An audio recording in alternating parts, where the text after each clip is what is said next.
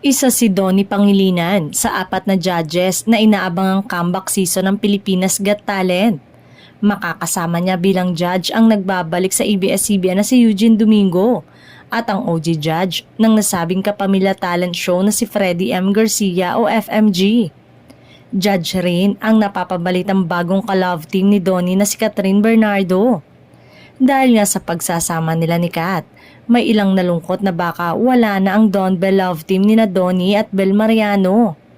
Kinumpirma naman ni Donnie sa panayam sa kanya ni MJ Felipe ng ABS-CBN News na focus muna sila ni Bel sa kanika nilang solo project na malaking bagay raw para sa kanilang growth at experience.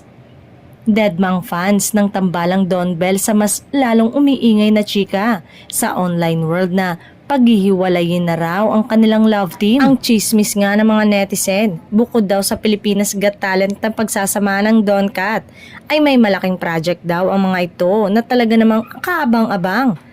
Parang ang ninanamnam na lang daw ng Don Bell fans ang mga natitirang episode ng serye ng mga idolo nilang How to Spot a Red Flag sa Kapamilya Channel at TV5 dahil nauna na nga itong nagwakas sa VIU. May nangiintriga pa nga na kaya raw tsutsugin na ang Don Bell Love Team ay dahil mahina raw ang serye nila na hindi kasing lakas ng Can't Buy Me Love.